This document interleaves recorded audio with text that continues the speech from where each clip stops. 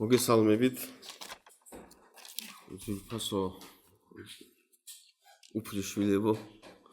მადლობა უფალს დღევანდელი დღის შუქებისთვის და მადლობა უფალს რომ დღეს ვართ ეკლესიაში, ეკლესიად შეკრებილი, რადგან წავიკითხოთ მისი წმინდა წერილებიდან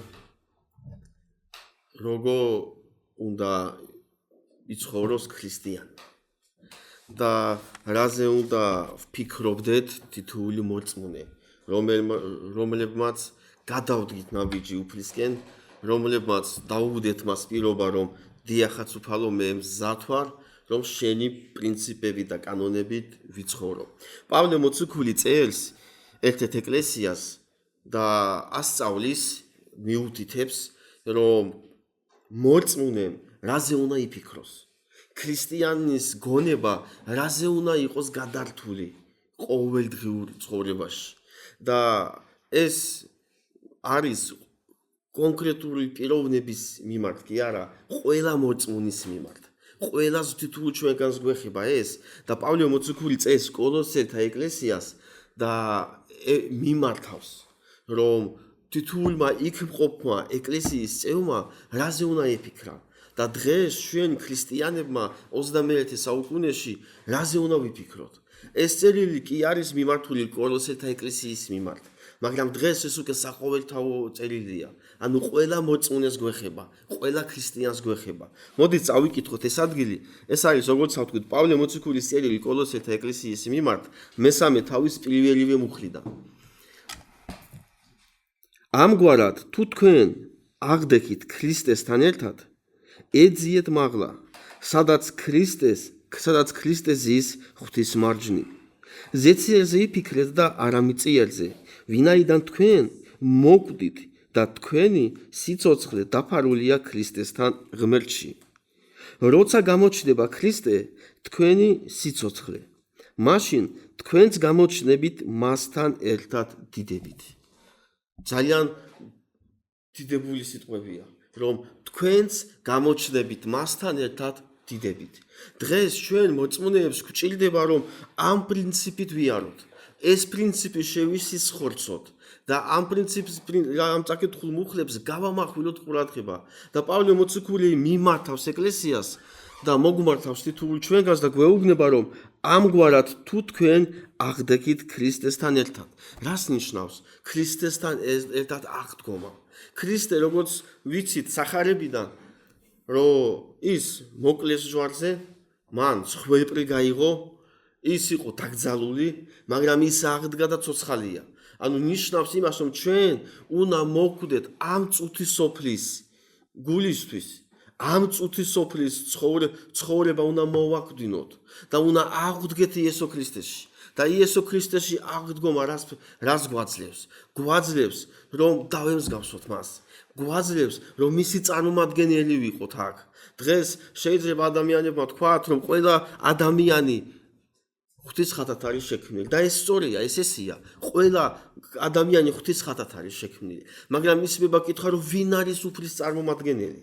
ვინ წარმოადგენს უფალს, ცოცხალ ღმერთს? თითოეული მოწმუნე, თითოეული ეკლესია მეტყველებს ღმერთის არამარტო არსებობაზე, არამედ სიყვარულზე და მორჩილებაზე. და პავლე მოციქული ამიტომ ამბობს, რომ თქვენც უნდა აღდგეთ უფალი იესო ქრისტეში. ჩვენი ცხოვრება უნდა იყოს განახლებული, ჩვენი გონება უნდა იყოს განახლებული. და როგორც ვკითხულობთ, ზეციერზე იფიქრეთ და არა მიწიერზე. დღეს თითოეულ მოწმუნეს გვჭირდება, რომ ჩვენი გონება იყოს მიმართული ზეცისკენ. ზეცაზე ვფიქრობდეთ. და ეს მეტყველებს იმაზე, რომ იესო ქრისტეს პრინციპის ესეც იყო. იესო ქრისტეს ცხოვრებაც ესე იყო. სახარებაში, 4-ვე სახარებაში ხედავთ იესო ქრისტეს ამ მთავარ მიზანს, რომ ის ზეციერზე ფიქრობდა. როცა იესო შობლებმა, იოსებმა და მარიამმა პატარა იესო 12 წლის როცა იყო და დაკარგეს და 3 დღის შემდეგ როცა იპოვეს, მას დაუსვეს კითხვა შობლებმა, რომ სად იყავი? 3 დღეა გეძებთ. და იესო პასუხობს, განაარიცით, რომ ზეციერი მამისნება უნდა ვასრულო? ანუ ეს მეტყველებს ვიფასებო იმაზე, რომ იესო ქრისტე ფიქრობდა ზეცაზე. დღეს ჩვენ როგორც მისი წარმომადგენლები, როგორც მასში ამგდრები კვრეთით, უნდა ვფიქრობდეთ ზეციერზე. დღეს თითოეული ეკლესიის მიმართულება უნდა იყოს ზეციერზე ფიქრი. და დღეს გვეუბნება ღვთის სიტყვა, რომ ჩვენ არ უნდა ვფიქრობდეთ მიწიერზე. მიწიერი ფიქრები ადამიანის სულს კლავს. მიწიერზე ზრუნვა ადამიანის სულს აშორებს ღმერთს.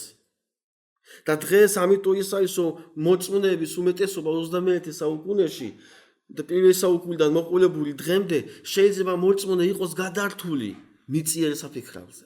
მიწიერზე ფიქრობდეს. მიწიერად შეიძლება ვიღაცა შეაფასოს, რომ ეს ესეთი პიროვნებაა. მაგრამ პავლე მოციქული გვეუბნება, რომ ჩვენ ეს მიწიერი ფიქრი უნდა დავტოვოთ, უნდა დაგვეტოვებინა ჯერ კიდევ მაშინ, როცა ჩვენ უფლისკენ გადავდგით ნაბიჯი. ჩვენი გონება უნდა იყოს ზეცისკენ მიმართული. და პავლე მოციქული ამბობს, როცა გამოჩნდება ქრისტე, თქვენი სიცოცხლე. ჩვენ ვიცით, რომ უფალი კვლავ დაბრუნდება. ჩვენ ვიცით, რომ უფალი მოვა მეორედ. ჩვენი გულისთვის მოვა. უფლის თავის ეკლესიის დასაყვანად მოვა. და გვეუბნება, როცა დაბრუნდება უფალი მეორედ, როცა ჩვენ დასაყვანად მოვა, და ამასთანავე ამბობს თქვენი სიცოცხლე. იესოა სიცოცხლე. იესოა მარადისობა. დღეს უფლის ეკლესიაში უნდა იყოს მარადიული სიცოცხლე. მარადიული სიცოცხლე იგულისხმება, რომ ჩვენი მგონება იყოს მიმართული ზეცისკენ. და ამისთვის ჩვენ გვჭირდება, რომ ჩვენ უნდა შევცვალოთ ჩვენი დამოკიდებულება. ეკლესიის დამოკიდებულება უნდა იყოს შეცვლილი. იესო ქრისტესკენ უნდა იყოს მიმართული. დღეს შეიძლება მოწმეები ეკლესიაში მოვდიოდეთ, მაგრამ იესო ქრისტესკენ არ არის მიმართული ჩვენი ცხოვრება.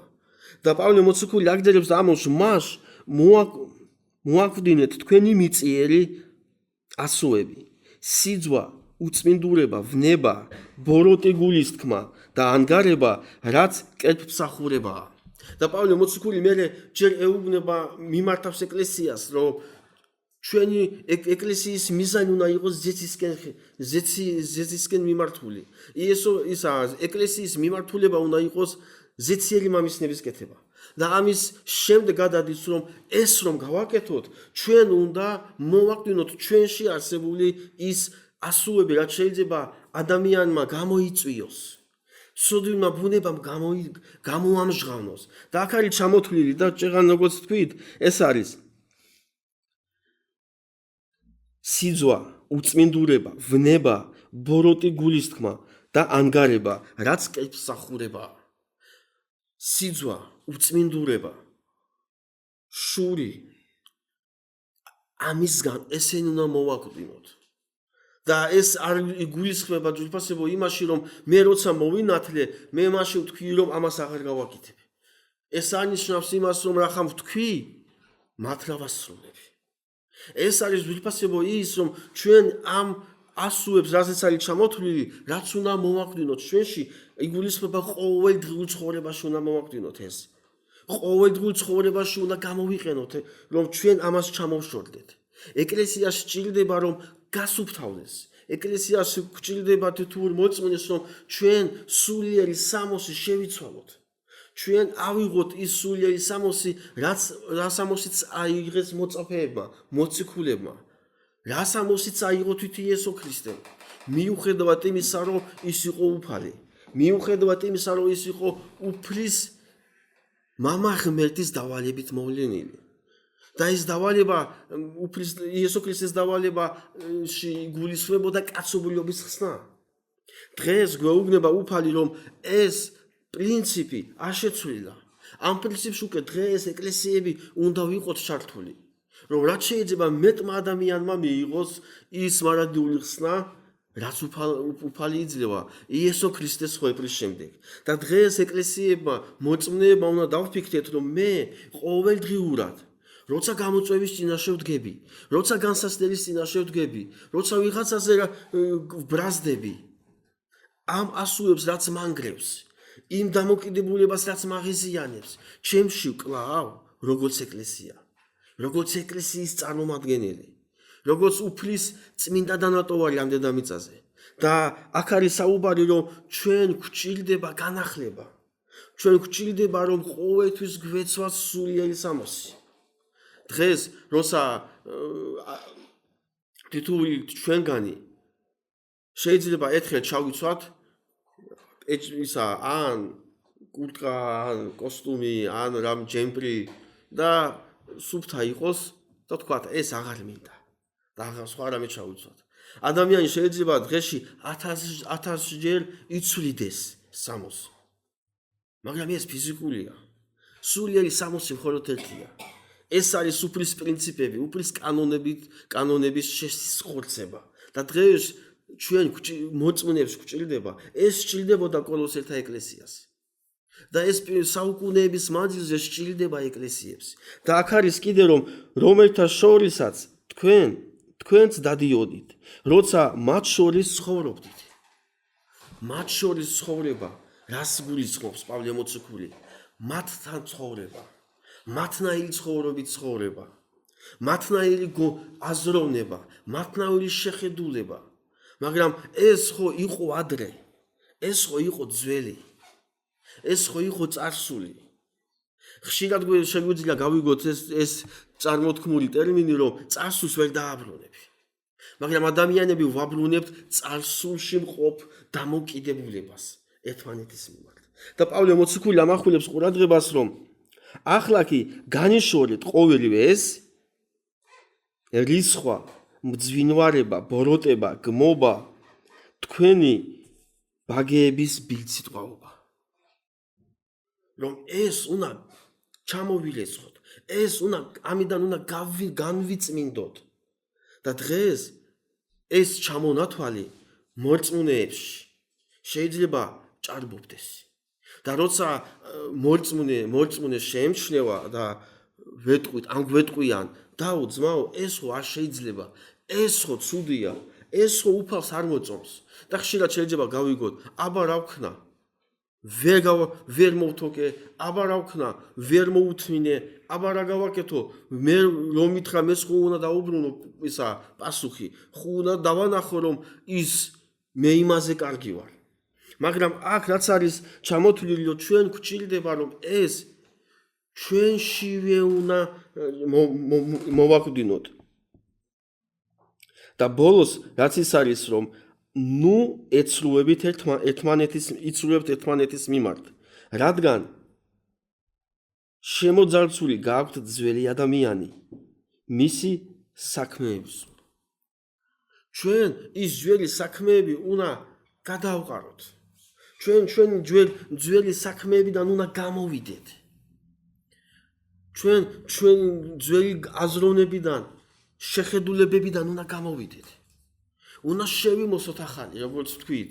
უნდა გავამახვილოთ ყურადღება, რომ დღეს რა უნდა უფალს, რა უნდა დღეს ქრისტეს ეკლესიებს. რაზეა დღეს ქრისტეს ეკლესიები საითკენ არის მიმართული. ჩვენი ეკლესია რა მიმართულებით მიდის? ეკლესიების პრინციპი, მთავარი მიზანი რა არის? ეკლესიაში მოსვლა, სახურები ქადაგების მოსმენა, გუნჩი დგომა და გალობა. დღეს ეკლესიების მიზანი რა არის? დღეს და საყოველთაო ეკლესიის მიზანი არის ვიფასებო, რომ თითოეული ეკლესია იყოს მიმართული ზეცისკენ. თითოეული ეკლესია იყოს მიმართული ზეციური დავალებისკენ. და ეს დავალება არის ვაკეთოთ ის, რასაც აკეთებდა უფალი. ვიქადაგოთ, ვაუწყოთ, ვახაროთ, დავეხმაროთ, შევიწყაროთ, ფეხზე დავაყენოთ. და ამისთვის ეს რაც ჩამოვთვალეთ აქამდე, ესენი წავიკითხეთ, ესენი უნდა ჩამოვიშოროთ. ამაებს თუ არ ჩამოვიშორებთ, როგორც ეკლესია და როგორც მოწმუნეები, ჩვენ უფლის დავალებას ვერ შევასრულებთ. ჩვენ ვერ ვიქნებით ზეცისკენ მიმართული. და ერთ-ერთი პიროვნება დაუსვა ერთ სახურს, რომ სად მიდიხარო? სადღაც მიდიოდა. და ზეცისკენ მივდივარო. და მას ეგონა, რომ უნდა გადასულიყო ამ ქვეყნიდან. და ეუბნება, ეს ხო ადრეა. ჯერ ხო ახალგაზრდა ხარ. მაგრამ ძვირფასეობო არ არის არც ასაკი, და არც გვიანი, არც ადრე თითოეული მორწმუნე უნდა იყოს მიმართული ზეთისკენ. უნდა იყოს მიმართული იმისკენ, რასაც ღმერთი დღეს ჩვენ გვეუბნება. დღეს როგორ შეიძლება უფალი თითოეულ ჩვენგანს დაგველაპარაკოს? ხადაგებით? კი. მოყვასის მეშვეობით? კი. ლოცვის მეშვეობით, რა თქმა უნდა. მაგრამ თავარი არის ის, რომ როცა გველაპარაკება, როცა მოგმართავს, როცა მოგვიწოდებს, ჩვენ ყურს უგდებთ. ჩვენ გვინდა რომ მოვისმინოთ ის, რაც ღმერთს უნდა ჩვენთვის. და პავლე მოციქული ამბობს, სადაც არ არის არც ბერძენი, არც იუდეველი, არც წინადაცვეთა, არც წინადაუცვეთელობა, არ არის ბარბაროსი, სკვიტი, მონა და თავისუფალი. არამედ ქრისტეა ყოველივე და ყველაფერში. ეს მუხლი ხსნის იმ სურათს, რომ უფალმა თავისი სხვერპლით გაათანაბრა ხსნა. უფალმა თავისი სხვერპლით დაგვანახა, რომ უფლისთვის ყველა ერთნი ვართ. უფალმა დაგვანახა თავისი უდიდესი სხვერპლით, რომ ჩვენ უფლის რჩეულებში შევდივართ. იესო ქრისტეს ცოცხალი რწმენით. დღეს ჩვენ გვჭირდება, რომ ეს არ დავკარგოთ. ჩვენ დღეს გვჭირდება, რომ უფლის შვილობა შევინარჩუნოთ. და უფალმა რაც თითოეულ ჩვენგანზე ამოქმედა, ეს არის უდიდესი მადლი, ეს არის უდიდესი სიყვარული, ეს არის უდიდესი დაფასება თითოეული ჩვენგანისა. ჩვენ ეს დავიმსახურეთ? არა. ჩვენ რამით გამოვირჩევით სხვისგან? არა. ჩვენი ბუნება კარგია სხვაზე? არა. მაგრამ უფალი გვეუბნება, რომ მე მინდა, რომ შენ იყო ჩემი წარმომადგენელი. მე მინდა, რომ შენ აკეთო ჩემი საქმე. როცა უფალმა მოუხმო 12 მოწაფეს, ისინი არ იყვნენ ვიღაც სხვებზე უკეთესები. ისინი არ იყვნენ განათლებულები და ფილოსოფოსები. ისინი იყვნენ მეპადურეები. ისინი კერავდნენ კარვებს. მაგრამ უფალმა თქვა, მე მინდა, რომ იყო ჩემი რჩეული. დღეს უფალი გვეუბნება, რომ მე მინდა, რომ შენ ჩემი ეკლესიის წარმომადგენელი იყო. მე მინდა, რომ შენ წარმოადგენდე ჩემს სახელს. ეს უდიდესი პატივია. დღეს ადამიანმა ჩვენ რომ ვიღაცამ გვითხრას, რომელიღაც ქვეყნის პრეზიდენტმა, ან თუნდაც იმ სადაც ჩვენ ვცხოვრობთ, რომ დღეს შენ ჩემი წარმომადგენელი იქნები იქ სადაც მიხვალ. და როცა მივდივარ, იქ წარმოვადგენთ იმ ქვეყნის მართვეს, იმ ქვეყნის სახეს. და დღეს უფალი გვეუბნება, რომ შენ ჩემი წარმომადგენელი ხარ ამ წუთის სოფელში. დღეს ეს ნიშნავს, რომ ჩვენ უნდა დავანახოთ და გავაცნოთ შემოქმედი ღმერთი. მაგრამ როგორ გავაცნოთ, როცა ზეცისკენ არ არის ჩემი გონება მიმართული? როგორ დავანახებ ღმერთის პრინციპებს, თუ ჩემში არ არის პრინციპები? და პავლე მოციქული გვასწავლის ამ უხლებში, რომ ჩვენ ეს ყველაფერი რაც გვაკარგინებს, რომ სხვებს გავაცნოთ ღმერთი, უარი ვთქვათ იმაზე. გავსუფთავდეთ.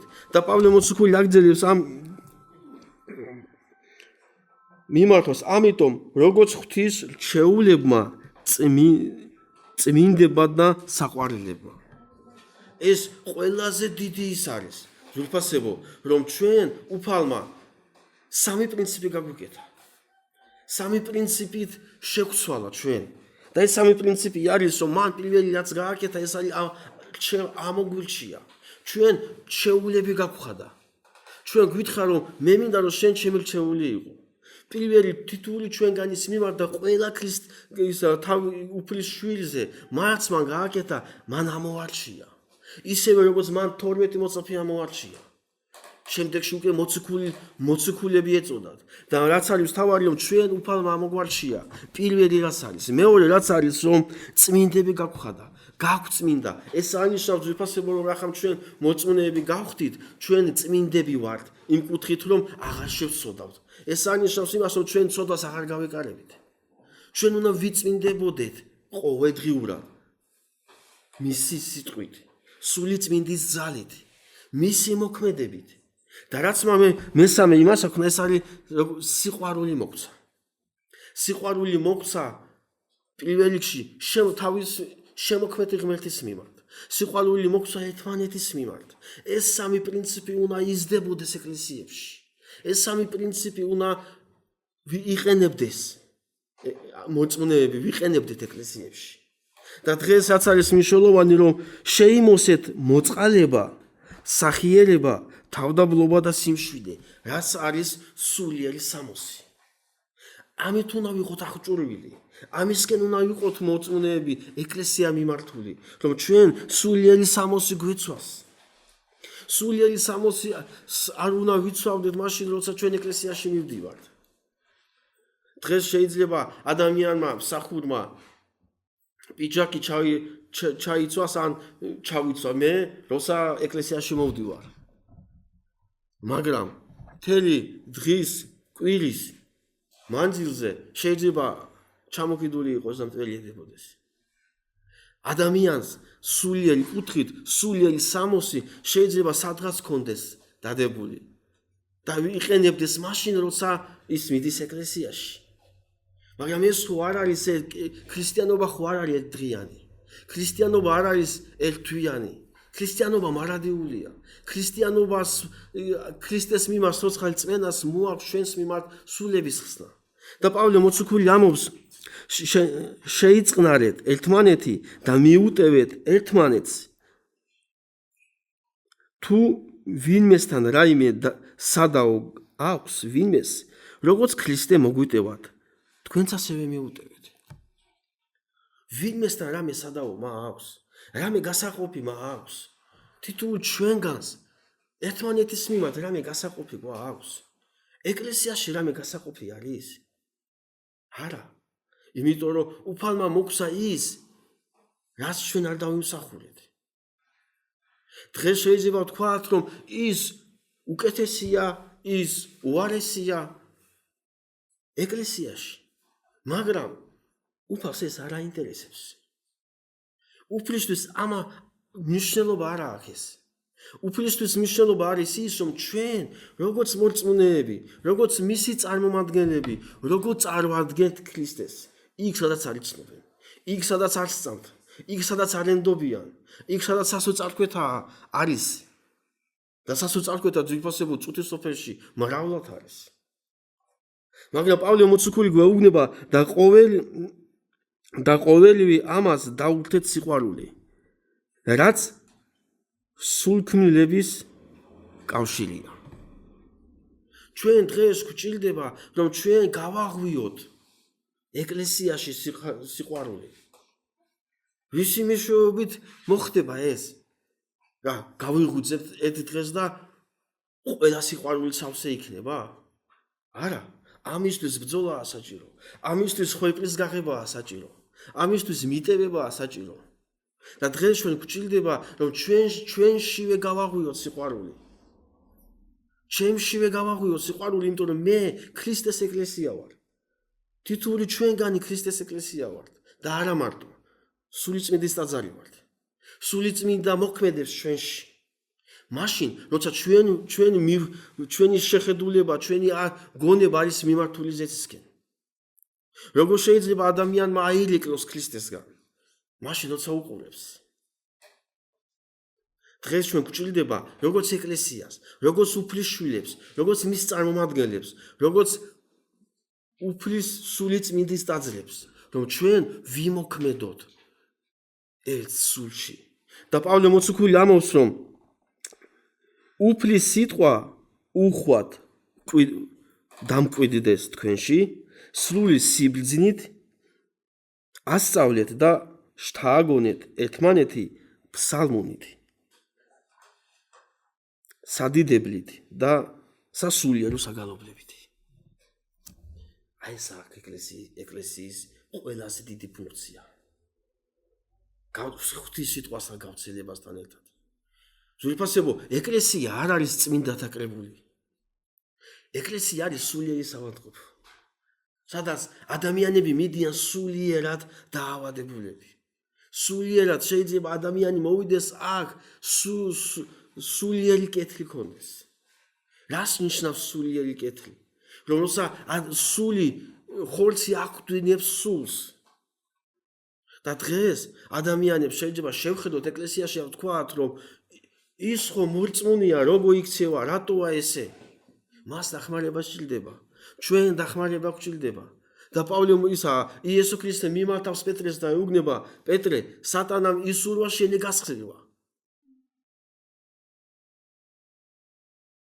არ ეუბნება, რომ შენ დაღუპული ხარ, რომ შენი სული დაღუპულია. იესო ეუბნება, რომ მან ისურვა, რომ შენ გარიცხული იყო, დაცემული იყო. მაგრამ იესო ეუბნება, როცა წამოდგები, როცა გაძლიერდები, როცა გამყარდები სულიერად, სხვებიც წამოაყენე, ვინც შენს გაშემოარიან. და ეს არ იყო მარტო პეტრეს მიმართ მიმართული, იმ მომენტში პეტრეს უთხრა, მაგრამ დღეს ჩვენ გვეუბნება იმ სიტყვებით. დღეს ჩვენ მოგვმართავს, რომ ჩვენ ეკლესიის წევრები წამოაყენოთ. მე რო წავიქცე, მე რო დავეცე, თქვენი იმედი უნდა მქონდეს. თითოეულ ჩვენგანს ერთმანეთის იმედი უნდა მქონდეს, რომ ერთმანეთ დავეხმაროთ, ერთმანეთზე ვილოცოთ, ერთმანეთზე ვიზრუნოთ. ღვთის სიტყვა ამბობს, მოტირალებთან იტირეთ, მოხარულებთან იხარეთ. და პავლე მოციქული ამბობს ასევე, და ყოველივე რასაც თქვენ აკეთებთ, სიტყვით თუ საქმით, ყოველივე აკეთეთ უფალი იესო ქრისტეს სახელით და მის მიერ ხმადლობდეთ მამა ღმერთს. პავლე მოციქული ეუბნება კოლოსელთა ეკლესიას, რომ რასაც კი აკეთებთ, რასაც კი ამობთ, რასაც კი ფიქრობთ, ყველაფერი მისი სახელით უნდა ვაკეთებდეთ. ყველაფერი მის მიმართ მადლიერებით უნდა იყოს. დღეს ვართ მადლიერი იმისთვის, რაც გვაქვს. დღეს ვართ მადლიერები იმისთვის, რაც გაგვაჩნია. ხშირად შეიძლება ადამიანი მადლიერები კი არ ვიყოთ, არამედ აქეთ კრიტიკაზე გადავიდეთ, რომ ამდენი წელია ვშრომობ, მაგრამ არ ამიჭირავს ხელში.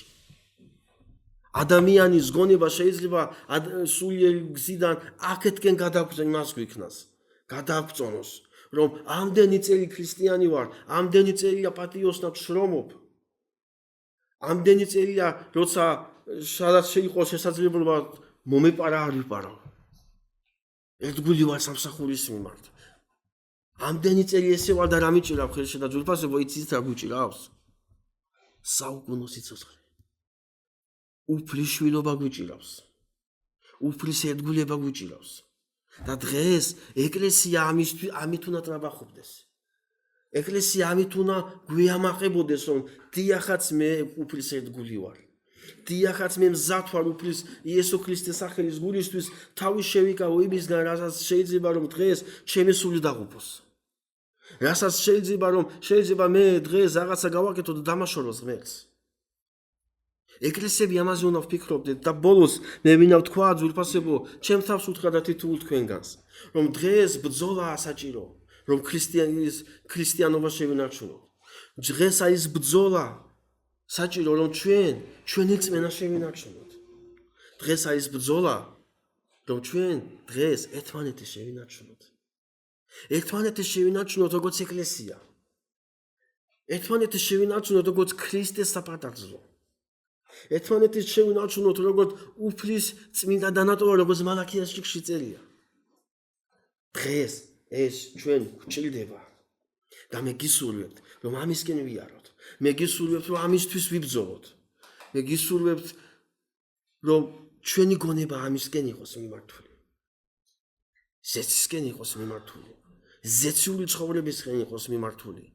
იმიტომ რომ როგორც წავიკითხეთ, მე მინდა გავიმეორო ის მუხლი, რაც ძალიან მომხნევებს პირადად მე. მაძლევს იმისი ძალას, რომ დიახაც უნდა ვიბრძოლო და არ უნდა დაუშვა ხელი. არ უნდა ჩამოუშვა ხელები და არ უნდა ვთქვა, რომ დავნებდე და ვთქვა, რომ აღარ შემიძლია. და ამისთვის ერთი მიზეზი გვაქვს. და ეს მიზეზი არის მეოთხე მუხლში, როგორც წავიკითხეთ, როცა გამოჩნდება ქრისტე, თქვენი სიცოცხლე, მაშინ თქვენც გამოჩნდებით, მასთან ერთად დიდებით. მასთან ერთად ვიქნებით. მასთან მისნაირ დიდებით გამოჩნდებით და მე დავინახავთ მთელი ჩვენი ცხოვრების მანძილზე რა გვეჭირა ხელში. ჩემი ცხოვრების მანძილზე რისთვის და რისგან ვიკავებდი თავს და რატო ვიკავებდი? რომ უფლის დიდებით გამოვცხადეთ უფლის ეკლესია. და ამისთვის გისურვებთ ბრძოლას, ღირსეულს, ცოცხალწმენას და ედგულება ცოცხალი ღმერთის მიმართ. უფალმა დაგლოცოს, გვაკურთხოს, მოგვცეს ძალა, რომ ეს ყველაფერი შევძლოთ ბეჭდით, ბრძოლით, ერთგულებით და სიყვარულით. უფალი იყოს თითოეული ჩვენგანის მფარველი. უფალმა დაგლოცოს და გვაკურთხოს. ამინ.